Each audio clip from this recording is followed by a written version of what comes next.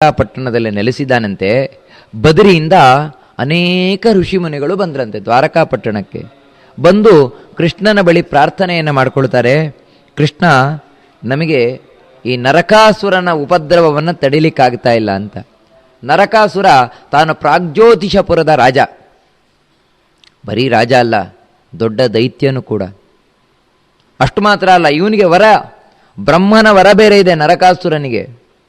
ಅವನು ಪ್ರಾಗ್ಜ್ಯೋತಿಷಪುರ ಅಂದರೆ ಈಗಿನ ಅಸ್ಸಾಂ, ಅಲ್ಲಿ ಪಟ್ಟಣವನ್ನು ಕಟ್ಟಿಕೊಂಡು ಎಲ್ಲ ಬೆಟ್ಟಗಳ ಮಧ್ಯದಲ್ಲಿ ಎಲ್ಲರಿಗೂ ಉಪದ್ರವವನ್ನು ಕೊಡ್ತಾ ಇದ್ದಂತೆ. ಬರೀ ಮನುಷ್ಯರಿಗೆ ಮಾತ್ರ ಅಲ್ಲ, ದೇವತೆಗಳಿಗೂ ಉಪದ್ರವವನ್ನು ಕೊಡ್ತಾ ಇದ್ದವ, ಋಷಿಮುನಿಗಳಿಗೂ ಉಪದ್ರವವನ್ನು ಕೊಡ್ತಾ ಇದ್ದವ ಈ ನರಕಾಸುರ. ಇವನ ಉಪಟಳವನ್ನು ತಾಳ್ಲಿಕ್ಕಾಗದ ಋಷಿಮುನಿಗಳೆಲ್ಲ ಬಂದು ತಾವು ಪ್ರಾರ್ಥನೆಯನ್ನು ಮಾಡ್ಕೊಳ್ತಾರೆ ಕೃಷ್ಣನ ಬಳಿ. ಕೃಷ್ಣ, ನೀ ನಮ್ಮನ್ನು ಉದ್ಧಾರ ಮಾಡಬೇಕು, ಯಾಕಂದರೆ ಇವನ ಉಪದ್ರವವನ್ನು ತಾಳ್ಲಿಕ್ಕೆ ನಮಗೆ ಸಾಧ್ಯ ಆಗ್ತಾ ಇಲ್ಲ ಅಂತ. ಅದೇ ಸಂದರ್ಭಕ್ಕನುಗುಣವಾಗಿ ಇಂದ್ರ ಬಂದ, ಮೇಲಿನಿಂದ ಇಳ್ಕೊಂಡು. ಅವನು ಬಂದು ಕೃಷ್ಣನ ಹತ್ರ ಪ್ರಾರ್ಥನೆ ಮಾಡ್ಕೊಳ್ತಾನೆ, ಕೃಷ್ಣ, ನರಕಾಸುರನ ಹಾವಳಿ ತುಂಬ ಆಗಿಬಿಟ್ಟಿದೆ ಅಂತ. ಯಾಕಂದರೆ ಅವನೀನು ಅದು ಇದು ಅಂತಲ್ಲ, ನಮ್ಮ ತಾಯಿಯ ಕುಂಡಲವನ್ನೇ ಅಪಹರಿಸಿಬಿಟ್ಟಿದ್ದಾನೆ ಅಂತ. ಯಾರು? ಅದಿತಿಯ ಕುಂಡಲವನ್ನೇ ಅಪಹರಿಸಿದಾನವನು ಅಂತ. ಯಾಕಂದರೆ ಯಾವತ್ತು ಮುತ್ತೈದೆಗೆ 5 ಮುತ್ತುಗಳು ಅಂತ. 5 ಮುತ್ತುಗಳಲ್ಲಿ ಪ್ರಧಾನವಾದದ್ದು ಕಿವಿಯದ್ದು ಕೂಡ. ಹಣೆಯಲ್ಲಿರುವ ಕುಂಕುಮ ಒಂದು ಮುತ್ತಾದರೆ ಕಿವಿಯಲ್ಲಿರುವಂತಹ ಓಲೆ ಅದು ಒಂದು ಮುತ್ತು. ಅಂತಹ ಓಲೆಯನ್ನೇ ಅಪಹಾರ ಮಾಡಿದ್ದಾನೆ ಇವನು, ಅದಿತಿಯ ಕುಂಡಲವನ್ನ. ಇದಕ್ಕಿಂತ ಅವಮಾನ ನಮಗೇನು ಬೇಕು? ಅಷ್ಟು ಮಾತ್ರ ಅಲ್ಲ, ವರುಣನ ಬಳಿ ಒಂದು ಛತ್ರ ಇದೆ, ಯಾವತ್ತೂ ಅಮೃತವನ್ನು ಸುರಿಸುವ ಛತ್ರ. ಆ ಛತ್ರವನ್ನು ಕದ್ಕೊಂಡು ಹೋಗಿದ್ದಾನೆ ಇವನು. ಅಷ್ಟು ಮಾತ್ರ ಅಲ್ಲ, ನಮ್ಮ ದೇವಲೋಕದ ಆನೆ ಏನಿದೆ, ಐರಾವತ ಮುಂತಾದ ಆನೆಗಳು, ಅದನ್ನು ಕದ್ಕೊಂಡು ಬಂದಿದ್ದಾನೆ. ಅಷ್ಟು ಮಾತ್ರ ಅಲ್ಲ, ಇನ್ನೇನೇನು ಅಪೂರ್ವವಾದ ವಸ್ತು ಅಂದರೆ ನೋಡಿ, ಮಣಿಯ ಪರ್ವತ ಇದೆಯಂತೆ ಇಂದ್ರನ ಬಳಿ, ದೊಡ್ಡ ದೊಡ್ಡ ಮಣಿ ಪರ್ವತ. ಆ ಮಣಿಯ ಪರ್ವತವನ್ನೇ ಅಪಹರಿಸಿ ಬಿಟ್ಟಿದ್ದಾನೆ. ಒಟ್ಟಾರೆ ಈ ನರಕಾಸುರನ ಕಥೆ ಹೇಗೆ ಅಂತ ಹೇಳಿದ್ರೆ, ಎಲ್ಲೆಲ್ಲಿ ಅತ್ಯಪೂರ್ವವಾದ ವಸ್ತುಗಳಿದೆ ಅದೆಲ್ಲ ತನಗಬೇಕು ಅಂತ, ತನ್ನ ಅರಮನೆಯಲ್ಲಿ ಇಟ್ಕೊಳ್ಬೇಕು ಅಂತ. ಇಷ್ಟಲ್ಲ, ತಾನು ಸೆರೆಮನೆಯಲ್ಲಿ 16,100 ಕನ್ಯೆಯರನ್ನು ಸೆರೆಮನೆಯಲ್ಲಿ ಇಟ್ಟಿದ್ದಾನೆ. ಎಲ್ಲೆಲ್ಲಿ ರಾಜಕುಮಾರಿಯರಿದ್ದಾರೆ ಆ ಎಲ್ಲ ರಾಜಕುಮಾರಿಯರು ಇವನ ಸೆರೆಯಲ್ಲಿ. ಎಲ್ಲ ರಾಜಕುಮಾರರು ಜರಾಸಂಧನ ಸೆರೆಯಲ್ಲಿದ್ದರೆ, ಎಲ್ಲ ರಾಜಕುಮಾರಿಯರು ಈ ನರಕಾಸುರನ ಸೆರೆಯಲ್ಲಿ. ಬರೀ ಮನುಷ್ಯರು ಮಾತ್ರ ಅಲ್ಲ, ಕೆಲವು ಈ ಗಂಧರ್ವರ ಕನ್ಯೆಯರು, ನಾಗಕನ್ಯೆಯರು, ಇವರೆಲ್ಲ ಅವನ ಸೆರೆಮನೆಯಲ್ಲಿದ್ದಾರೆ. ಅದರಿಂದ ಕೃಷ್ಣ, ನೀನು ನಮ್ಮನ್ನು ಉದ್ಧಾರ ಮಾಡಬೇಕು ಅಂತ ಈ ಕಡೆ ಇಂದ್ರಾದಿ ದೇವತೆಗಳು ಬಂದು ಪ್ರಾರ್ಥನೆ ಮಾಡಿಕೊಳ್ತಾರೆ, ಋಷಿಗಳು ಬಂದು ಪ್ರಾರ್ಥನೆಯನ್ನು ಮಾಡಿಕೊಳ್ತಾರೆ. ಕೃಷ್ಣ ಅವರಿಗೆ ಆಶ್ವಾಸನೆಯನ್ನು ಕೊಟ್ಟ, ಆಯಿತು, ಖಂಡಿತವಾಗಿಯೂ ನಾನು ನರಕಾಸುರನನ್ನು ಸಂಹಾರ ಮಾಡುತ್ತೇನೆ ಅಂತ ಆಶ್ವಾಸನೆಯನ್ನು ಕೊಟ್ಟು ಕೃಷ್ಣ ಹೊರಡ್ತಾ ಇದ್ದಾನೆ. ಹೊರಡ್ತಾ ಇರಬೇಕಾದ್ರೆ ಇನ್ನೊಂದು ಘಟನೆ ನಡೀತು. ಇದು ವಾಸ್ತವಿಕವಾಗಿ ಭಾಗವತ ಇದನ್ನು ಉಲ್ಲೇಖ ಮಾಡುವುದಿಲ್ಲ, ಆದರೆ ಹರಿವಂಶ ಬಹಳ ವಿಸ್ತಾರವಾಗಿ ವರ್ಣನೆ ಮಾಡುತ್ತದೆ. ಏನಂದರೆ, ನಾರದರು ತಾವು ದೇವಲೋಕದಿಂದ ಬಂದರು. ಬರಬೇಕಾದ್ರೆ ಒಂದು ಹೂವು ಹಿಡ್ಕೊಂಡು ಬಂದಿದ್ದಾರೆ, ಪಾರಿಜಾತ ಪುಷ್ಪ. ಪಾರಿಜಾತ ಪುಷ್ಪವನ್ನು ಹಿಡ್ಕೊಂಡು ಬಂದರು. ಆಗ ಕೃಷ್ಣನ ತೊಡೆ ಮೇಲೆ ರುಕ್ಮಿಣಿ ಕೂತಿದ್ಲು. ನಾರದರು ಬಂದು ಆ ಪುಷ್ಪವನ್ನು ಕೃಷ್ಣನಿಗೆ ಕೊಟ್ಟರು. ಕೃಷ್ಣನಿಗೆ ಕೊಟ್ಟು ಹೇಳ್ತಾರೆ, ಕೃಷ್ಣ, ನಿನ್ನ ಪತ್ನಿಯರಲ್ಲಿ ನಿನಗೆ ಯಾರು ಅತ್ಯಂತ ಪ್ರೀತಿ ಪಾತ್ರಳಾದವಳು, ಅವಳಿಗೆ ಈ ಪುಷ್ಪವನ್ನು ಕೊಡು ಅಂದ. ಕೃಷ್ಣ ಸಹಜವಾಗಿ ಪಕ್ಕದಲ್ಲಿ ಯಾರು ರುಕ್ಮಿಣಿ ಇದ್ಲಲ್ವಾ, ರುಕ್ಮಿಣಿಗೆ ಆ ಪುಷ್ಪವನ್ನು ಕೊಟ್ಟ. ನಾರದರಿಗೆ ಇಷ್ಟರಲ್ಲೇ ಮುಗಿಸಿದ್ರೆ ಒಳ್ಳೇದಾಗ್ತಾ ಇತ್ತು. ಕೂಡಲೇ ತಾವೊಂದು ಅಲ್ಲಿ ಬೇಕು ಅಂತ ಮಾತಿಟ್ರು. ಏನು ಅಂದರೆ, ಹೋ ಕೃಷ್ಣ, ರುಕ್ಮಿಣಿಗೆ ಪುಷ್ಪವನ್ನು ಕೊಡುವ ಮೂಲಕ ನನ್ನ ಎಲ್ಲ ಪತ್ನಿಯರಲ್ಲಿ ರುಕ್ಮಿಣಿಯೇ ಶ್ರೇಷ್ಠ ಅಂತ ತಿಳಿಸ್ಬಿಟ್ಯಾ, ಇದರಿಂದ ಉಳಿದ ಪತ್ನಿಯರಿಗೆ ಹೊಟ್ಟೆಗಿಚ್ಚಾಗತ್ತೆ ಅಂತ. ಇದು ಬೇಕು ಅಂತ ಹೇಳಿದ್ದು ನಾರದರು. ಈ ವಿಷಯ ಕಿವಿಯಿಂದ ಕಿವಿಗೆ ಸತ್ಯಭಾಮೆಗೆ ಹೋಯ್ತು. ಅಂತ ಹೇಳಿದ್ರೆ, ಸತ್ಯಭಾಮೆಯಲ್ಲಿ ಏನು ಅವಳು ಮಂಡೆಯಲ್ಲಿತ್ತು ಅಂದರೆ, ನಾನೇ ಕೃಷ್ಣ ಪತ್ನಿಯರಲ್ಲಿ ಶ್ರೇಷ್ಠ ಅಂತ, ನನ್ನಷ್ಟು ಶ್ರೇಷ್ಠ ಇನ್ಯಾರಲ್ಲ. ಯಾಕಂದರೆ ಕೃಷ್ಣನಿಗೆ ನಾನು ಅಂದರೆ ಭಾರೀ ಪ್ರೀತಿ ಅಂತ ಒಳಗಿಂದಿತ್ತು. ಇವಾಗ ರುಕ್ಮಿಣಿ ಕೊಟ್ಟದ್ದು ಗೊತ್ತಾಯಿತು. ಅಷ್ಟು ಮಾತ್ರ ಅಲ್ಲ, ನಾರದರು ಆ ಪಾರಿಜಾತ ಪುಷ್ಪದ ಒಂದು ಮಹಾತ್ಮೆಯನ್ನು ಹೇಳ್ತಾರೆ. ಅಷ್ಟಿಷ್ಟಲ್ಲ, ಅಂತಿಂಥ ಪುಷ್ಪ ಅಲ್ವಂತೆ ಅದು. ಪಾರಿಜಾತ ಪುಷ್ಪ ಅಂತ ಹೇಳಿದ್ರೆ ನಮ್ಮ ಮರದಲ್ಲಿ ಬಿಡುವ ಪಾರಿಜಾತ ಅಲ್ಲ, ಮತ್ತೆ ಅದು ಈ ದೇವಲೋಕದಲ್ಲಿರುವ ಕಲ್ಪವೃಕ್ಷ ಏನಿದೆ ಅದನ್ನೇ ಪಾರಿಜಾತ ವೃಕ್ಷ ಅಂತ ಹೇಳುವಂಥದ್ದು. ಅದರ ಹೂವು ಬೇಕಾದ ಬಣ್ಣವನ್ನು ತಾನು ಪಡೀತದಂತೆ, 1 ವರ್ಷ ಬಾಡುವುದಿಲ್ವಂತೆ ಅದು. ಅಷ್ಟು ಮಾತ್ರ ಅಲ್ಲ, ಬೇಕಾದ ಬಣ್ಣವನ್ನು ತಾನು ಪಡೀತದಂತೆ, ಬೇಕಾದ ಆಕಾರವನ್ನು ಪಡೀತದಂತೆ. ಅಂದರೆ ಅದನ್ನು ಧರಿಸುವವಳು ಇವತ್ತು ಸಂಪಿಗೆ ಹಾಗೆ ಆಗಬೇಕು, ಸಂಪಿಗೆ ಹಾಗೆ, ಮಲ್ಲಿಗೆ ಆಗಬೇಕು, ಆ ರೀತಿ ಯಾವ ಯಾವ ಹೂವಿನ ಗಾತ್ರ ಬೇಕು ಎಲ್ಲವನ್ನು ಪಡಿತದಂತೆ. ಮತ್ತೆ ಅದರ ಪರಿಮಳ ಅಪಾರ, ಅಂತಿದ್ದ ಪರಿಮಳ ಅಲ್ಲ. ಮತ್ತೆ ಆ ಹೂವನ್ನು ಯಾರು ಧರಿಸ್ತಾರೆ ಅವರಿಗೆ ಹಸಿವು ಬಾಯಾರಿಕೆ ಆಗುವುದಿಲ್ಲ, ಮುಪ್ಪು ಬರುವುದಿಲ್ಲ, ಚಿರ ಯೌವನ ಇರುತ್ತದೆ. ಈ ರೀತಿ ಎಲ್ಲ ಒಳ್ಳೆ ಗುಣಗಳಿಂದ ಕೂಡಿರುವಂತಹದ್ದು ಈ ಪಾರಿಜಾತ ಪುಷ್ಪ ಅಂತ ಹೇಳಿ ನಾರದರಿಷ್ಟೆಲ್ಲ ಮಹಾತ್ಮೆಯನ್ನು ಹೇಳಿ ತಾವು ಹೊರಟೋದ್ರು ಬೇಕು ಅಂತಾನೆ. ಸತ್ಯಭಾಮೆಗೆ ವಿಷಯ ಗೊತ್ತಾಯಿತು. ತಾನು ಸಿಟ್ಟಿನಿಂದ ಕುದಿಲಿಕ್ಕೆ ಶುರು ಮಾಡಿದ್ಲಂತೆ. ಕೃಷ್ಣ ತಾನು ಸಭೆಯೆಲ್ಲ ಮುಗಿಸಿದ ಮೇಲೆ ಸತ್ಯಭಾಮೆಯ ಮನೆಗೆ ಹೋಗ್ತಾನೆ. ಸಿಟ್ಟಿನಿಂದ ತಾನು ಕುದಿತಾ ಇದ್ದಾಳೆ. ಅದಕ್ಕೆ ತಾನು ಎಲ್ಲ ತೆಗೆದುಹಾಕಿ, ಆಭರಣವನ್ನು ತೆಗೆದುಹಾಕಿ ಕ್ರೋಧಾಗಾರದೊಳಗೋಗಿ ಮಲ್ಕೊಂಡಿದ್ದಾಳಂತೆ. ಅಂದರೆ ಹಿಂದೆ ಎಲ್ಲ ಅರಮನೆಯಲ್ಲಿ ಯಾವ ರೀತಿ ಇರ್ತಾ ಇತ್ತು ಅಂತ ಹೇಳಿದ್ರೆ, ಈ ರಾಣಿಯರಿಗೆಲ್ಲ ಖುಷಿ ಆದರೆ ಒಂದು ಕೋಣೆ, ದುಃಖ ಆದರೆ ಒಂದು ಕೋಣೆ, ಕೋಪ ಬಂದರೆ ಒಂದು ಕೋಣೆ. ಯಾಕಂದರೆ ರಾಜನಿಗೆ ಬರಬೇಕಾದ್ರೆ ಸೂಚನೆ, ರಾಣಿಗೆ ಕೋಪ ಬಂದಿದೆ, ಸ್ವಲ್ಪ ಹುಷಾರಾಗಿರು ಅಂತ. ಹಾಗೆ ಇವಳು ಕ್ರೋಧಾಗಾರದಲ್ಲಿ ಹೋಗಿ ಮಲ್ಕೊಂಡಿದ್ದಾಳಂತೆ. ಕೃಷ್ಣ ಹೋದ ಕೂಡಲೇ ಸಿಟ್ಟಿನಿಂದ ಹಾರಾಡ್ಲಿಕ್ಕೆ ಶುರು ಮಾಡಿದ್ಲು. ನೋಡಿ, ಕೃಷ್ಣನಿಗೆಲ್ಲ ಗೊತ್ತು. ಅಂದರೆ ಇದೆಲ್ಲ ಕೃಷ್ಣ ತೋರಿದಂತಹ ಗೃಹಸ್ಥ ಧರ್ಮ. ಯಾವ ರೀತಿ ಕೃಷ್ಣ ಒಬ್ಬ ಗೃಹಸ್ಥ ಬಾಳಬೇಕು ಅನ್ನೋದನ್ನು ಬಹಳ ಸುಂದರವಾಗಿ ತೋರಿಸಿದ. ಬಂದಂತೆ ಪಕ್ಕದಲ್ಲಿ ಇವಳು ಸೇವಕಿ ಗಾಳಿ ಹಾಕ್ತಾ ಇದ್ಲಂತೆ ಸತ್ಯಭಾಮೆಗೆ. ಸತ್ಯಭಾಮೆ ಮಲ್ಕೊಂಡಿದ್ದಾಳಂತೆ ಸಿಟ್ಟಿನಿಂದ. ಕೃಷ್ಣ ಮೆಲ್ಲ ಬಂದು ಆ ಸಖಿಯಿಂದ ತಾನು ಬೀಸಣಿಗೆಯನ್ನು ತಗೊಂಡಂತೆ. ತಾನು ಸತ್ಯಭಾಮೆ ಗಾಳಿ ಹಾಕ್ಲಿಕ್ಕೆ ಶುರು ಮಾಡಿದ್ದಂತೆ. ಸತ್ಯಭಾಮೆಗೆ ಯಾವಾಗ ಕೃಷ್ಣ ಬಂದದ್ದು ಗೊತ್ತಾಯ್ತು. ಯಾಕೆ? ಪಾರಿಜಾತದ ಪರಿಮಳ ಬರ್ತಾ ಇದೆ. ಪಾರಿಜಾತವನ್ನು ಮುಟ್ಟಿದ್ನಲ್ವ, ಅದರಿಂದ ಪಾರಿಜಾತದ ಪರಿಮಳ ಇದೆಲ್ಲಿಂದ ಬಂತು ಪರಿಮಳ ಅಂತ ಕಣ್ಬಿಟ್ಟು ನೋಡ್ತಾಳೆ. ಕೃಷ್ಣ ಗಾಳಿ ಹಾಕ್ತಾ ಇದ್ದಾನೆ. ಸಿಟ್ಟು ತಡ್ಕೊಳ್ಳಿಕ್ಕಾಗಲಿಲ್ಲ. ಅವಾಗ ಇನ್ನಷ್ಟು ಕೇಳಿದ್ಲು, ಯಾಕೆ ನನ್ನ ಹತ್ರ ಬಂದದ್ದು? ಅವಳಿದ್ದಾಳಲ್ವಾ, ಹೆಸರು ಹೇಳೋದಿಲ್ಲ, ಅವಳ ಹತ್ರ ಹೋಗ್ಬೋದಿತ್ತು.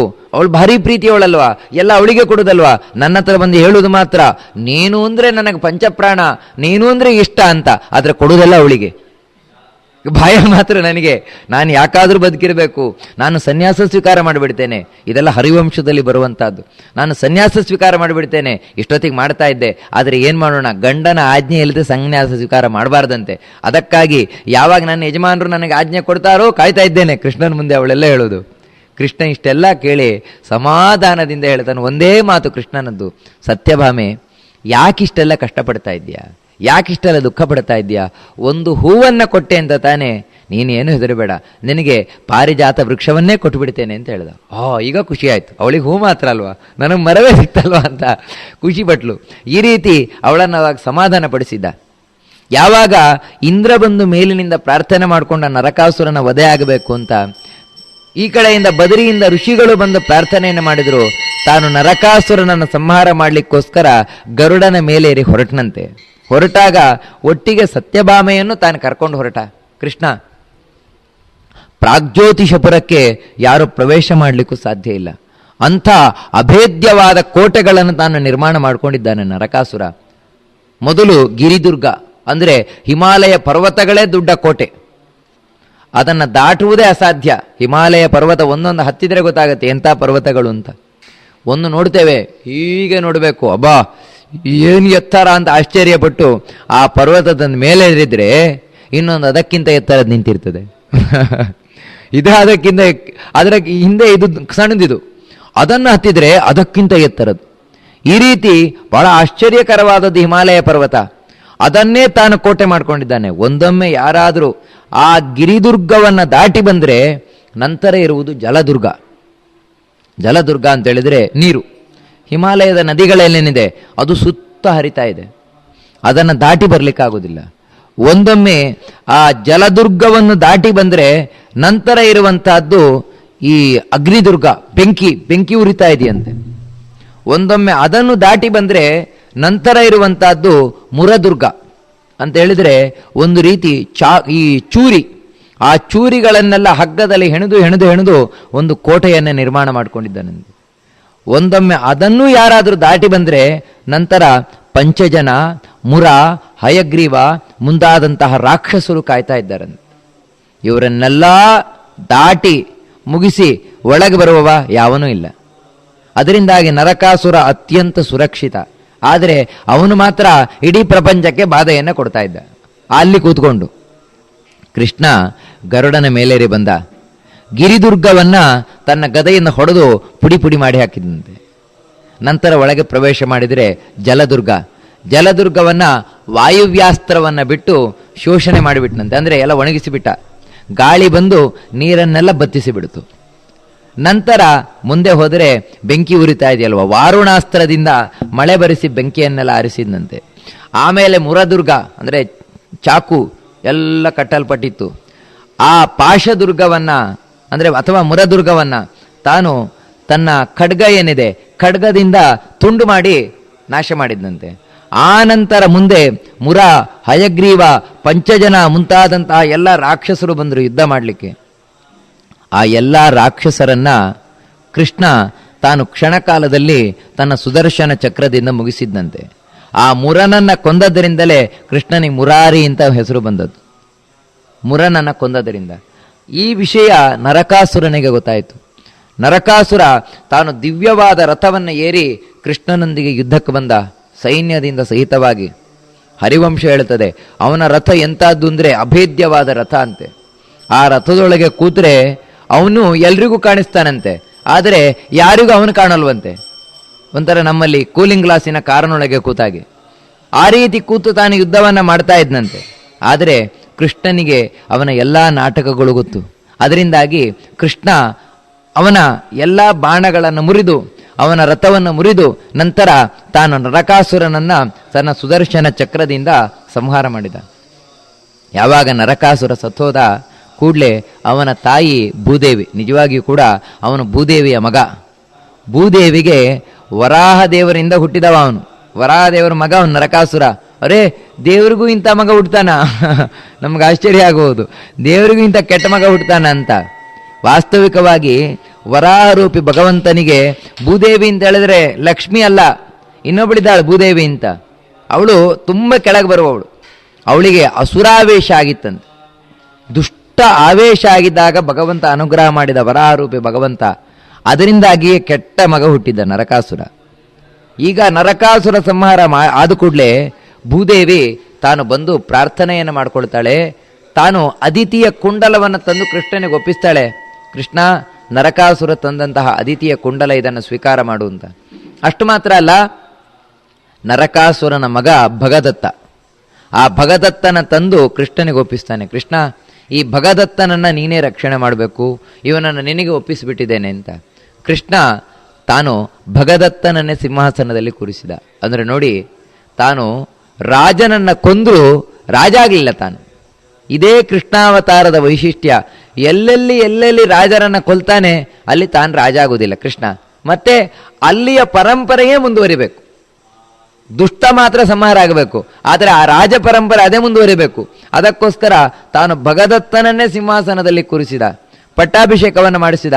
ಆನಂತರ ತಾನು ಏನೇನು ಅಪೂರ್ವವಾದ ವಸ್ತುಗಳಿತ್ತು ನರಕಾಸುರ ಕದ್ಕೊಂಡು ಬಂದದ್ದು ಅದನ್ನೆಲ್ಲ ವಾಪಸ್ ಕಳಿಸಿದ.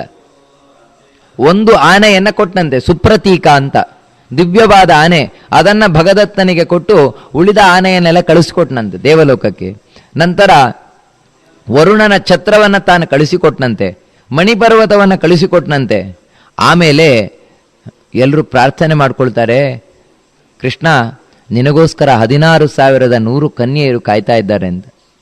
ಕೃಷ್ಣ ಅವರನ್ನೆಲ್ಲ ನೋಡಲಿಕ್ಕೆ ಸೆರೆಮನೆಗೆ ಹೋಗ್ತಾನೆ.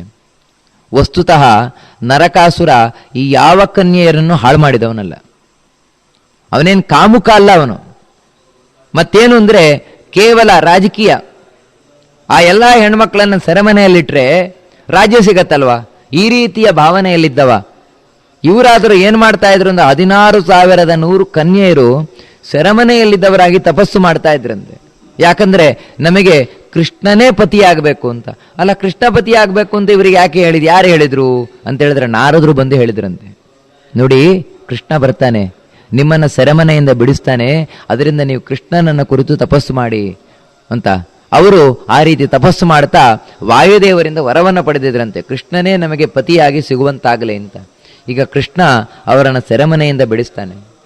ಬಿಡಿಸಿ ಅವರಿಗೆ ಮಂಗಳ ಸ್ನಾನಾದಿಗಳನ್ನು ಮಾಡಿಸ್ತಾನಂತೆ. ಅವರೆಲ್ಲರೂ ಕೂಡ ಮನಸ್ಸಿನಿಂದ ಕೃಷ್ಣನೇ ನಮಗೆ ಪತಿಯಾಗಬೇಕು ಅಂತ ಪ್ರಾರ್ಥನೆಯನ್ನು ಮಾಡಿದರು. ಕೃಷ್ಣನಾದರೂ ಭಕ್ತರ ಪ್ರಾರ್ಥನೆಯನ್ನು ಯಾವತ್ತೂ ಮನ್ನಿಸುವವ. ಅದಕ್ಕೋಸ್ಕರ ಆ ಎಲ್ಲ ಕನ್ಯೆಯರನ್ನು ತಾನೇ ವಿವಾಹವಾಗ್ತೇನೆ ಅಂತ ನಿಶ್ಚಯ ಮಾಡಿದ. ಅವರೆಲ್ಲರನ್ನು ಕೂಡ ಒಬ್ಬೊಬ್ಬರಿಗೆ ಒಂದೊಂದು ಮೇನೆಯಲ್ಲಿ ಕೂರಿಸಿ ತಾನು ದ್ವಾರಕಾಪಟ್ಟಣಕ್ಕೆ ಕಳಿಸಿಕೊಟ್ಟನಂತೆ ಅವರೆಲ್ಲರನ್ನು ಕೂಡ. ನಂತರ ನರಕಾಸುರನ ಸಂಪತ್ತೇನಿತ್ತು ಅದೆಲ್ಲವನ್ನು ತಾನು ದ್ವಾರಕಾಪಟ್ಟಣಕ್ಕೆ ಕಳಿಸಿಕೊಟ್ಟನಂತೆ ಕೃಷ್ಣ. ನಿಜವಾಗಿ ನೋಡಿ, ಒಂದೊಮ್ಮೆ ಈ 16,100 ಕನ್ಯೆಯರನ್ನು ಕೃಷ್ಣ ಮದುವೆ ಆಗದೆ ಇದ್ರೆ ಅವ್ರ ಕಥೆ ಏನಾಗ್ತಾ ಇತ್ತು? ಇವರೆಲ್ಲ ರಾಜಕುಮಾರಿಯರು, ಇವರೆಲ್ಲ ವಾಪಸ್ ತಮ್ಮ ರಾಜ್ಯಕ್ಕೆ ಹೋಗ್ತಾ ಇದ್ರೇನೋ ಹೌದು, ಆದರೆ ಈ ಹೆಣ್ಮಕ್ಳನ್ನ ಯಾರು ಮದುವೆ ಆಗ್ಲಿಕ್ಕೆ ಮುಂದೆ ಬರ್ತಾ ಇರಲಿಲ್ಲ. ಯಾಕಂದ್ರೆ ಪರಪುರುಷನ ಮನೆಯಲ್ಲಿದ್ದು ಬಂದವಳು. ಅಲ್ಲಿ ಏನ್ ಮಾಡಿದಾರೇನೋ ಗೊತ್ತಿಲ್ಲ. ಈ ರೀತಿ ಬಹಳ ಸಂಶಯದಿಂದ ತಾವು ಸಮಾಜದಲ್ಲಿ ಅತ್ಯಂತ ಕೆಳಮಟ್ಟದ ಜೀವನವನ್ನು ಸಾಗಿಸಬೇಕಾಗಿದ್ದವರು ಈ ಹೆಣ್ಮಕ್ಳು. ಆದರೆ ಕೃಷ್ಣ ಆ ರೀತಿ ಆಗಬಾರ್ದು, ಇವರ ಜೀವನ ಅತ್ಯಂತ ಉತ್ಕೃಷ್ಟ ಮಟ್ಟದ್ದಾಗಬೇಕು ಅಂತ ತಾನೇ ವಿವಾಹವಾಗ್ತೇನೆ ಅಂತ ತಾನು ನಿಶ್ಚಯವನ್ನು ಮಾಡಿ ಆ ಹೆಣ್ಮಕ್ಳನ್ನು ದ್ವಾರಕಾಪಟ್ಟಣಕ್ಕೆ ಕಳಿಸಿಕೊಟ್ಟನಂತೆ. ನಂತರ ತಾನು ಅದಿತಿಯ ಕುಂಡಲವನ್ನು ಹಿಡ್ಕೊಂಡು ಸತ್ಯಭಾಮೆಯೊಂದಿಗೆ ಸ್ವರ್ಗಕ್ಕೆ ಹೋದ, ದೇವೇಂದ್ರನ ಲೋಕಕ್ಕೆ ಹೋದ. ಇಂದ್ರನ ಲೋಕಕ್ಕೆ ಹೋಗಿ ಶಂಖನಾದವನ್ನು ಮಾಡಿದ, ಪಾಂಚಜನ್ಯವನ್ನು ತಾನು ಮೊಳಗಿಸಿದಂತೆ. ಪಾಂಚಜನ್ಯದ ಧ್ವನಿ ಕೇಳ್ತಾ ಇದ್ದಾಗೆ ಇಂದ್ರ ತಾನು ಎಲ್ಲಾ ಉಳಿದ ಲೋಕಪಾಲರೊಟ್ಟಿಗೆ ಬಂದು ಕೃಷ್ಣನನ್ನು ಸ್ವಾಗತ ಮಾಡ್ತಾನೆ. ಸ್ವಾಗತವನ್ನು ಮಾಡಿ ಕೃಷ್ಣನಿಗೆ ಅರ್ಘ್ಯ ಪಾದ್ಯಾದಿಗಳನ್ನೆಲ್ಲ ಕೊಟ್ಟು ತಾನು ಬಂದ ಕಾರಣವನ್ನು ಕೇಳ್ತಾನೆ. ಕೃಷ್ಣ ತಾನು ಅದಿತಿಯ ಕುಂಡಲವನ್ನು ಕೊಡ್ಲಿಕ್ಕೋಸ್ಕರ ಬಂದದ್ದು ಅಂತ ಹೇಳಿ ತಾನು ಇಂದ್ರನ ಸತ್ಕಾರವನ್ನು ಸ್ವೀಕಾರ ಮಾಡಿ ಬಳಿಕ ದೇವಮಾತೆಯಾದ ಅದಿತಿಯ ಬಳಿಗೆ ಹೋಗಿ ಕುಂಡಲವನ್ನು ಒಪ್ಪಿಸ್ತಾನೆ. ಕುಂಡಲವನ್ನು ಒಪ್ಪಿಸಿ ನಂತರ ಅಲ್ಲಿಂದ ವಾಪಸ್ ಹೊರಟು ದ್ವಾರಕಾಪಟ್ಟಣಕ್ಕೆ ಬರ್ತಾ ಇದ್ದಾನೆ. ಬರ್ತಾ ಇರುವಂತಹ ಸಂದರ್ಭದಲ್ಲಿ ಸತ್ಯಭಾಮೆ ನಂದನವನವನ್ನು ನೋಡಿದ್ಲು. ದೇವತೆಗಳ ವಿಹಾರ ಸ್ಥಾನ ನಂದನವನ. ವನವನ್ನು ನೋಡ್ತಾ ಇದ್ದಾಗೆ ಅವಳಿಗೆ ಅದರಲ್ಲಿ ವಿಹಾರ ಮಾಡಬೇಕು ಅಂತ ಕಾಣಿಸ್ತು. ತಾನು ಕೇಳ್ತಾಳೆ ಕೃಷ್ಣನ ಬಳಿ, ಕೃಷ್ಣ, ನಾವು ಆ ನಂದನವನದಲ್ಲಿ ವಿಹಾರ ಮಾಡೋಣ ಅಂತ. ಆಯಿತು ಅಂತ ಕೃಷ್ಣ ತಾನು ಒಪ್ಪಿ ನಂದನವನದಲ್ಲಿ ತಿರುಗುತ್ತಾ ಇದ್ದಾನಂತೆ. ಆಗ ಸತ್ಯಭಾಮೆ ಪಾರಿಜಾತ ವೃಕ್ಷವನ್ನು ನೋಡ್ತಾಳೆ. ಪಾರಿಜಾತ ವನವನ್ನು ನೋಡಿದ ಕೂಡಲೇ ಅವಳು ಕೇಳ್ತಾಳೆ, ಕೃಷ್ಣ, ನನಗೆ ಆ ಪಾರಿಜಾತ ಮರ ಬೇಕು ಅಂತ. ಕೃಷ್ಣ ಹೇಳ್ತಾನೆ, ನೋಡು, ದೇವಲೋಕದ ವಸ್ತುವನ್ನ ನಾವು ಮನುಷ್ಯ ಲೋಕಕ್ಕೆ ತಗೊಂಡು ಹೋಗೋದು ಒಳ್ಳೆಯದಲ್ಲ. ಮತ್ತು ಇನ್ನೊಂದೇನೆಂದರೆ ಇದರಿಂದಾಗಿ ನನಗೂ ಇಂದ್ರನಿಗೂ ವೈರ ಬೆಳೀತದೆ, ಅದಕ್ಕೆ ಬೇಡ, ಅದೆಲ್ಲ ಬೇಡ ಅಂತ. ಸತ್ಯಭಾಮೆ ಹೇಳ್ತಾಳೆ, ಇಲ್ಲ, ನನಗೆ ಬೇಕೇ ಬೇಕು. ಯಾಕಂತ ಹೇಳಿದ್ರೆ ನಾನಿವಾಗ ಇಂದ್ರನ ಮನೆಗೆ ಹೋಗಿದ್ನಲ್ವಾ, ಅಲ್ಲಿ ಶಚಿ ನನ್ನ ಹತ್ರ ಸರಿ ಮಾತಾಡಿಸ್ಲೇ ಇಲ್ಲ. ಯಾಕಂದರೆ ಅವಳಿಗೆ ಜಂಬ, ನಮ್ಮ ಹತ್ರ ಪಾರಿಜಾತ ಮರ ಉಂಟು ಅಂತ ಜಂಬ ಅವಳಿಗೆ. ಅದಕ್ಕೆ ನನ್ನ ಹತ್ರ ಮಾತಾಡಲಿಲ್ಲ. ಹರಿವಂಶ ಇನ್ನೂ ಒಂದು ಹೆಚ್ಚು ಮಾತಾಡ್ತದೆ, ಏನು ಅಂದರೆ ಇಷ್ಟು ಪಾರಿಜಾತ ಹೂ ಮುಡ್ಕೊಂಡಿದ್ಲು, ನನಗೆ ಒಂದಾದ್ರೂ ಕೊಡಬೇಕೋ ಬೇಡವೋ, ಮನೆಗೆ ಬಂದವ್ರಿಗೆ ಒಂದಾದ್ರೂ ಹೂ ಕೊಡಬೇಕೋ ಬೇಡವೋ, ಕೊಡಲೇ ಇಲ್ಲ ಅವಳು. ನನ್ನ ಹತ್ರ ಸರಿ ಮಾತಾಡಿಸ್ಲೂ ಇಲ್ಲ. ಅವಳಿಗೆ ಆ ಸೊಕ್ಕನ್ನು ಮುರಿಬೇಕು ನಾನು, ಅವಳು ಜಂಬ ಮುರಿಬೇಕು. ಅಂದರೆ ನೋಡಿ, ಯಾವತ್ತು ಸ್ತ್ರೀಯರು ಎಲ್ಲೋದ್ರೂ ಸ್ತ್ರೀಯರನ್ನೇ ನೋಡುದು, ಪುರುಷರನ್ನಲ್ಲ. ಆ ರೀತಿ ಇವಳಿಗೆ ಇಂದ್ರ ಕಣ್ಣಿಗೆ ಬಿದ್ದದಲ್ಲ, ಶಚಿಯ ಕಣ್ಣಿಗೆ ಬಿದ್ದದ್ದು. ಅದಕ್ಕಾಗಿ ಅವಳು ಹೇಳ್ತಾಳೆ, ಆ ಶಚಿಯ ದರ್ಪವನ್ನು ಮುರಿಬೇಕು ನನಗೆ, ಅದಕ್ಕಾಗಿ ಪಾರಿಜಾತ ವೃಕ್ಷವನ್ನು ತಗೊಂಡು ಹೋಗಲೇಬೇಕು ಅಂತ. ಕೃಷ್ಣ ಬೇಡ, ನೋಡೋದೆಲ್ಲ ತುಂಬ ತಾಪತ್ರಯ ಆಗ್ತದೆ ಅಂತ ಬಹಳಷ್ಟು ಸಮಾಧಾನ ಪಡಿಸ್ಲಿಕ್ಕೆ ನೋಡ್ತಾನೆ.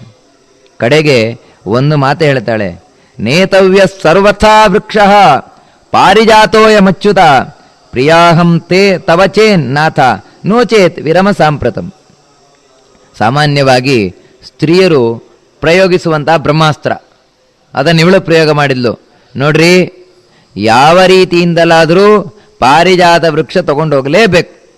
ನೀವು ಪಾರಿಜಾತ ವೃಕ್ಷವನ್ನು ನನಗೋಸ್ಕರ ತಗೊಂಡು ಹೊರಟ್ರಾ, ಅವಾಗ ತಿಳ್ಕೊಳ್ತೇನೆ ನನಗೆ ನಾನು ಅಂತ ಹೇಳಿದ್ರೆ ನಿಮಗೆ ತುಂಬಾ ಇಷ್ಟ ಅಂತ, ಇಲ್ಲ ಅಂದ್ರೆ ನನ್ನ ಮೇಲೆ ಇಷ್ಟ ಇಲ್ಲ ಅಂತ ಬಿಟ್ರಿ. ಈ ರೀತಿ ಹೇಳಿ ಸುಮ್ಮನಾದ್ಲು. ಕೃಷ್ಣ ಇವಳಿಗೆ ಇನ್ನೇನು ಹೇಳೋಣ ಅಂತ ಹೇಳಿ ತಾನು ಪಾರಿಜಾತ ವೃಕ್ಷವನ್ನ ಕಿತ್ನಂತೆ, ಕಿತ್ತು ತಗೊಂಡು ಹೊರಟನಂತೆ. ಹೊರಟಾಗ ಆ ನಂದನವನದ ಪಾಲಕರೇನಿದ್ದಾರೆ, ಕಾಯ್ತಾ ಇರುವವರು, ಅವರು ತಾವು ಅಡ್ಡ ಬಂದರು. ಕೃಷ್ಣ ಅವರನ್ನೆಲ್ಲರನ್ನು ಮುಗಿಸಿದ, ಅವರನ್ನೆಲ್ಲರನ್ನು ಓಡಿಸಿ ತಾನು ಪಾರಿಜಾತ ವೃಕ್ಷವನ್ನು ತಗೊಂಡು ಹೋಗ್ತಾ ಇದ್ದಾನೆ. ಆ ಸಂದರ್ಭದಲ್ಲಿ ದೇವೇಂದ್ರನಿಗೆ ವಿಷಯ ಗೊತ್ತಾಯಿತು. ದೇವೇಂದ್ರ ಉಳಿದ ಎಲ್ಲಾ ಲೋಕಪಾಲಕರೊಟ್ಟಿಗೆ, ಲೋಕಪಾಲಕರು ಅಂತ ಹೇಳಿದ್ರೆ ಅಗ್ನಿ, ಯಮ, ನಿವೃತ್ತಿ, ವರುಣ, ವಾಯು, ಕುಬೇರ, ಈಶಾನ, ಈಶಾನ ಅಂದ್ರೆ ರುದ್ರ, ಎಲ್ಲರೊಟ್ಟಿಗೆ ತಾನು ಕೃಷ್ಣನೊಟ್ಟಿಗೆ ಯುದ್ಧಕ್ಕೆ ಬಂದಂತೆ. ಅಂದ್ರೆ ಎಲ್ಲರೂ ಕೂಡ ಅವರವರ ಆಯುಧದೊಂದಿಗೆ, ಅವರವರ ವಾಹನದೊಂದಿಗೆ ತಾವು ಯುದ್ಧಕ್ಕೆ ಬಂದರಂತೆ ಕೃಷ್ಣನ ಮೇಲೆ. ಕೃಷ್ಣ ತಮಾಷೆ ಮಾಡ್ತಾನೆ ಸತ್ಯಭಾಮೆಯನ್ನು ನೋಡಿ. ನೋಡು ಸತ್ಯಭಾಮೆ, ನಾನು ಹೇಳಿದೆ ನಿನಗೆ ಬೇಡ ಈ ಕೆಲಸ ಅಂತ, ನೋಡು ಎಲ್ಲ ಬಂದರು, ನಿನ್ನ ಅತಿಥಿಗಳು ಬಂದಿದ್ದಾರೆ ನೋಡು ಅಂತ ತಮಾಷೆ ಮಾಡ್ತಾನೆ. ಅದಕ್ಕೆ ಸತ್ಯಭಾಮೆ ಹೇಳ್ತಾಳೆ, ಬಂದರೆ ಏನಾಯಿತು ನೋಡೋಣ, ಯುದ್ಧ ಮಾಡೇ ಬಿಡೋಣ ಅಂತ. ಸತ್ಯಭಾಮೆ ತಾನು ಬಿಲ್ಲು ಹಿಡ್ಕೊಳ್ತಾಳೆ. ಅಂದರೆ ನೋಡಿ, ಸತ್ಯಭಾಮೆ ತಾನು ಬಿಲ್ಲು ಹಿಡ್ಕೊಂಡು ಯುದ್ಧ ಮಾಡ್ತಾಳಂತೆ. ಮೊದಲು ಬರುವವ ಕುಬೇರ, ಅಂದರೆ ಉತ್ತರ ದಿಕ್ಕಿನ ಅಭಿಮಾನಿ ಕುಬೇರ ತಾನು ಬಂದ. ಕುಬೇರನಿಗೂ ಸತ್ಯಭಾಮೆಗೂ ಯುದ್ಧ ನಡೀತು. ಭಯಂಕರವಾಗಿ ಯುದ್ಧ ಮಾಡಿಲ್ಲಂತೆ ಸತ್ಯಭಾಮೆ. ಯುದ್ಧ ಮಾಡಿ ಕುಬೇರನನ್ನು ಓಡಿಸಿಬಿಟ್ಲಂತೆ. ಕೃಷ್ಣ ಭಲೆ ಭಲೆ ಸತ್ಯಭಾಮೆ, ನೀನು ಭಾರಿ ಜೋರಿದ್ಯಾ ಅಂತ ಹೇಳಿದರೆ, ಇಷ್ಟು ಚೆನ್ನಾಗಿ ಯುದ್ಧ ಮಾಡ್ತೀಯಾ ಅಂತ. ಬಳಿಕ ತಾನು ಶಾರಂಗ ಧನುಸ್ಸನ್ನು ಹಿಡಿದು ಉಳಿದ ಎಲ್ಲ ಲೋಕಪಾಲಕರೇನಿದ್ದಾನೆ, ಅಗ್ನಿ, ನಿರುತಿ, ವರುಣ, ಯಮ, ಇವರೆಲ್ಲರನ್ನು ಓಡಿಸ್ತಾನಂತೆ ಕೃಷ್ಣ. ಎಲ್ಲರೂ ಕೃಷ್ಣನ ಮುಂದೆ ಸೋತು ಓಡಿ ಹೋದ್ರಂತೆ. ಕಡೆಗೆ ಈಶಾನ ಬಂದಂತೆ. ಈಶಾನ ಅಂದರೆ ರುದ್ರ. ತಾನು ನಂದಿಯ ಮೇಲೆ ಕೂತು ತ್ರಿಶೂಲವನ್ನು ಹಿಡಿದು ಕೃಷ್ಣನ ಹತ್ರ ಬಂದಂತೆ. ಕೃಷ್ಣನೊಟ್ಟಿಗೆ ಯುದ್ಧ ಮಾಡಬೇಕಾದ್ರೆ ಗರುಡನಿಗೆ ಸಿಟ್ಟು ಬಂದಂತೆ. ಎಲ್ಲ ಇವನ ನನಗೆ ಸರಿಸಾಟಿಯಾಗಿರುವವನು ಗರುಡ, ಶೇಷ, ರುದ್ರ, ಇವರು ಮೂವರು ಒಂದೇ ಬಲದವರು, ನನಗೆ ಸರಿಸಾಟಿಯಾದವನು ಕೃಷ್ಣನೊಟ್ಟಿಗೆ ಯುದ್ಧಕ್ಕೆ ಬರ್ತಾನಲ್ವಾ ಅಂತ ಹೇಳಿ ಗರುಡ ನಂದಿ ಸಮೇತವಾಗಿ ಆ ರುದ್ರನನ್ನ ದೂರಕ್ಕೆ ಎಸೆದಂತೆ. ರುದ್ರ ವಾಸ್ತವಿಕವಾಗಿ ನಿಜವಾಗ್ಲೂ ಯುದ್ಧಕ್ಕೆ ಬಂದದ್ದಲ್ಲ, ಆದರೆ ಕೃಷ್ಣನ ಪರಾಕ್ರಮ ಏನು ಅಂತ ತೋರಿಸ್ಲಿಕ್ಕೋಸ್ಕರ ಬಂದವನು. ಯಾವಾಗ ಎಸೆಯಲ್ಪಟ್ಟ ತಾನು ಕೈಲಾಸಕ್ಕೆ ಹೋದ, ವಾಪಸ್ ಬರಲೇ ಇಲ್ಲ. ಕಡೆಗೆ ಇಂದ್ರನೇ ತಾನು ಐರಾವತವನ್ನು ಏರಿ ವಜ್ರಾಯುಧವನ್ನು ಹಿಡಿದು ಕೃಷ್ಣನೊಟ್ಟಿಗೆ ಯುದ್ಧಕ್ಕೆ ಬರ್ತಾನಂತೆ. ಕೃಷ್ಣನಿಗೂ ಆ ಇಂದ್ರನಿಗೂ ಯುದ್ಧ ಆಯಿತು. ಆ ಯುದ್ಧದಲ್ಲಿ ಕೃಷ್ಣ ತಾನು ಇಂದ್ರನನ್ನು ಸೋಲಿಸಿದ. ಸೋತು ಹೋದಂತಹ ಇಂದ್ರ ತಾನು ಹೆದರಿ ವಾಪಸ್ ಓಡಿ ಹೋಗ್ತಾ ಇದ್ದಾನಂತೆ. ಆಗ ಸತ್ಯಭಾಮೆ ತಮಾಷೆ ಮಾಡ್ತಾಳೆ, ಇಂದ್ರ ಮನೆಗೆ ಹೋಗ್ಬೇಡ, ನಿನ್ನ ಹೆಂಡತಿ ಸೇರಿಸುವುದಿಲ್ಲ ನೋಡಿ ನಿನ್ನನ್ನು ಅಂತ. ಯಾಕಂದ್ರೆ ಅವಳಿಗೆ ಶಶಿ ಮೇಲೆ ಸಿಟ್ಟು, ನಿನ್ನ ಹೆಂಡತಿ ನಿನ್ನ ಸೇರಿಸುವುದಿಲ್ಲ, ಹೊರಗೆ ಹಾಕ್ಬಿಡ್ತಾಳೆ. ಯಾಕಂದ್ರೆ ನೀವು ಸೋತು ಬಂದ್ರ ನನಗೆ ಪಾರಿಜಾತ ವೃಕ್ಷ ಬೇಕೇ ಬೇಕು ಅಂತ ಗಲಾಟೆ ಮಾಡ್ತಾಳೆ ಅಂತ. ಇಂದ್ರ ಕೈ ಜೋಡಿಸಿದ. ಕೈ ಜೋಡಿಸಿ ತಾನು ಹೇಳ್ತಾನೆ,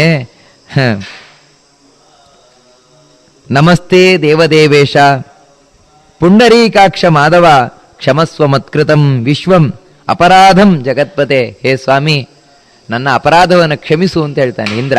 ನಾವು ಇಂಥ ತಪ್ಪುಗಳನ್ನು ಮಾಡ್ತಾನೇ ಇರ್ತೇವೆ. ಯಾಕಂದ್ರೆ ನಾವು ತಪ್ಪು ಮಾಡಲಿಕ್ಕೆ ಇರುವವರು, ನೀನು ಕ್ಷಮಿಸ್ಲಿಕ್ಕೆ ಇರುವವ. ಯಾಕಂದ್ರೆ ಇದನ್ನ ಒಂದು ಉಗಾಭೋಗದಲ್ಲಿ ಬಹಳ ಚೆನ್ನಾಗಿ ಪುರಂದ್ರದಾಸರು ಹೇಳ್ತಾರೆ. ಏನು ಅಂತ ಹೇಳಿದ್ರೆ, ಮನುಷ್ಯರ ಧರ್ಮವೇ ತಪ್ಪು ಮಾಡುವುದು, ದೇವರ ಧರ್ಮವೇ ಕ್ಷಮಿಸುವುದು ಅಂತ. ಎಲ್ಲದೇ ಇದ್ರೆ ನಿನ್ನ ದೇವರೊಂದು ಯಾಕೆ ಹೇಳ್ತಾರೆ, ನಮ್ಮನ್ನು ಮನುಷ್ಯರೊಂದು ಯಾಕೆ ಹೇಳ್ತಾರೆ? ಆ ರೀತಿ ನಾವು ತಪ್ಪು ಮಾಡ್ತಾನೆ ಇರ್ತೇವೆ. ಭಗವಂತ ಕ್ಷಮಿಸುವುದು ನಿನ್ನ ದೊಡ್ಡ ಗುಣ. ನಾನು ಬೇಕು ಅಂತ ಯುದ್ಧಕ್ಕೆ ಬಂದವನಲ್ಲ ಅಂತ ಹೇಳ್ತಾನೆ. ಯಾಕಂದ್ರೆ ನೀನೇ ಮಾಡಿದ ನಿಯಮ, ದೇವಲೋಕದ ವಸ್ತು ಮನುಷ್ಯ ಲೋಕಕ್ಕೆ ಹೋಗಬಾರದು, ಮನುಷ್ಯ ಲೋಕದ ವಸ್ತು ದೇವಲೋಕಕ್ಕೆ ಹೋಗಬಾರದು ಅಂತ ನೀನೇ ಮಾಡಿದ ನಿಯಮ. ಅದರಿಂದಾಗಿ ಈ ಪಾರಿಜಾತ ವೃಕ್ಷ ದೇವಲೋಕಕ್ಕೆ ಸೇರಿದ್ದು, ಅದು ಮನುಷ್ಯ ಲೋಕಕ್ಕೆ ಹೋಗಬಾರದು ಅಂತ ನಾನು ತಡೆದೆ ಅಷ್ಟೇ.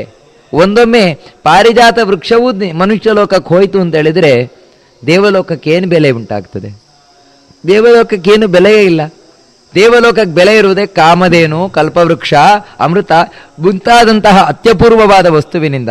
ಅದಕ್ಕಾಗಿ ನಾನು ತಡೆದೆ ಅಷ್ಟೇ. ಹೇ ಭಗವಂತ, ನೀನೇ ಎಲ್ಲ ತಿಳಿದವ, ನಿನಗೆ ನಾನು ಏನು ಹೇಳುವುದು ಅಂತ ಇಂದ್ರ ಶರಣಾದಾಗ ಭಗವಂತ ಹೇಳ್ತಾನೆ, ಅಪರಾಧಸ್ತ್ವಯಾ ಶಕ್ರ ನ ಕಶ್ಚಿದಪಿ ಚೇಷ್ಟಿತಃ ಯತ್ಕೃತಂ ತತ್ ತನೈವಾಗಃ ಅಭೇದಾವಯವೋ ಪರಂ. ಹೇಳ್ತಾನೆ, ಹೇ ನೋಡು ಇಂದ್ರ, ನಿನ್ನಿಂದ ಏನೂ ತಪ್ಪಾಗಲಿಲ್ಲ ಅಂತ. ಇದು ನಾನೇ ಮಾಡಿದ್ದು, ಬೇಕು ಅಂತಾನೆ ಮಾಡಿದ್ದು. ವಾಸ್ತವಿಕವಾಗಿ ನನ್ನ ಅಭಿಪ್ರಾಯ ನಿನ್ನ ಅಭಿಪ್ರಾಯ ಬೇರೆ ಬೇರೆ ಅಲ್ಲ, ಒಂದೇ ರೀತಿಯಾಗಿರುವಂತಹದ್ದು ಅಂತ ಹೇಳಿ, ಪುತ್ರೋ ಮೇ ರಕ್ಷಿತವ್ಯಸ್ತೆ ಸ್ಯಾಲೋ ಬೀಭತ್ಸು ರೀತ್ಯಪಿ. ಅರ್ಜುನ ಒಂದು ಪ್ರಾರ್ಥನೆ ಮಾಡ್ಕೊಳ್ತಾನೆ ಆಗ, ಹೇ ಕೃಷ್ಣ, ನಿನ್ನಿಂದ ನನಗೊಂದು ದೊಡ್ಡ ಉಪಕಾರ ಆಗಬೇಕು ಅಂತ ಕೇಳ್ತಾನೆ. ಅದಕ್ಕೆ ಕೃಷ್ಣ ಕೇಳ್ತಾನೆ, ಏನಾಗಬೇಕು ಅಂತ. ಮುಂದೆ ಒಂದು ಘೋರ ಯುದ್ಧ ಆಗ್ಲಿಕ್ಕುಂಟು. ಆ ಯುದ್ಧದಲ್ಲಿ ನನ್ನ ಮಗನಾದ ಅರ್ಜುನನಿಗೆ ನೀನೇ ಸಾರಥ್ಯವನ್ನು ಮಾಡಬೇಕು, ಸಾರಥ್ಯವನ್ನು ಮಾಡಿ ಅವನನ್ನು ಗೆಲ್ಲಿಸಬೇಕು ಅಂತ ಪ್ರಾರ್ಥನೆ ಮಾಡ್ಕೊಳ್ತಾನೆ ಅರ್ಜುನ. ಈ ಇಂದ್ರ ಕೃಷ್ಣ ಆಯಿತು ಅಂತ ತಾನು ಒಪ್ಪಿ ಹೇಳ್ತಾನೆ, ನೋಡು ಈ ಪಾರಿಜಾತ ವೃಕ್ಷವನ್ನು ನಾನಿವತ್ತು ತಗೊಂಡು ಹೋಗ್ತೇನೆ. ಇದು ಭೂಲೋಕದಲ್ಲಿ ಎಲ್ಲಿವರೆಗಿರ್ತದೆ ಅಂತ ಹೇಳಿದ್ರೆ, ನಾನು ಭೂಲೋಕದಲ್ಲಿರುವವರೆಗೆ ಮಾತ್ರ ಇರ್ತದೆ. ನಾನು ಯಾವಾಗ ಅವತಾರ ಸಮಾಪ್ತಿ ಮಾಡ್ತೇನೆ, ಮತ್ತೆ ಈ ಪಾರಿಜಾತ ವೃಕ್ಷ ದೇವಲೋಕವನ್ನೇ ಬಂದು ಸೇರ್ತದೆ ಅಂತ ಕೃಷ್ಣ ಹೇಳಿ ತಾನು ಪಾರಿಜಾತ ವೃಕ್ಷವನ್ನು ತಂದಂತೆ.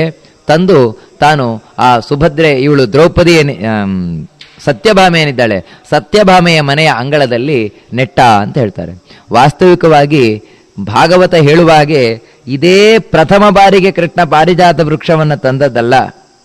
ಯಾವಾಗ ದ್ವಾರಕಾಪಟ್ಟಣವನ್ನು ನಿರ್ಮಾಣ ಮಾಡಿದ ಆಗಲೇ ಇಂದ್ರ ತಾನು ಪಾರಿಜಾತ ವೃಕ್ಷವನ್ನು ಉಡುಗೊರೆಯಾಗಿ ಕೊಟ್ಟಿದ್ದಂತೆ ಕೃಷ್ಣನಿಗೆ. ಹಾಗಂತ ಪಾರಿಜಾತ ವೃಕ್ಷ ಸಂಪೂರ್ಣವಾಗಿ ಇಲ್ಲಿಗೆ ಬಂದಿತ್ತು ಅಂತಲ್ಲ, ಸ್ವಲ್ಪ ಅಂಶದಿಂದ ಇಲ್ಲಿಗೆ ಬಂದಿತ್ತಂತೆ. ಯಾಕಂದ್ರೆ ಅದೆಲ್ಲ ವಿಶಿಷ್ಟವಾದ ವೃಕ್ಷಗಳು.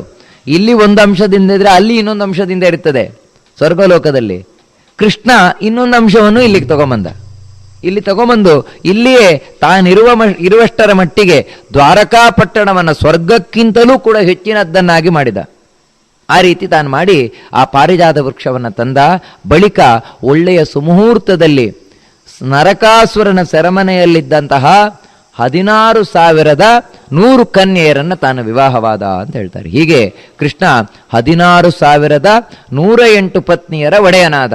ಷೋಡಶ ಸ್ತ್ರೀ ಸಹಸ್ರೇಶಃ ಅಂತೇನು ಹೇಳ್ತೇವೆ, ಅದನ್ನು ತಿಳಿಸ್ಕೊಂಡು ಹೋಗ್ತಾರೆ.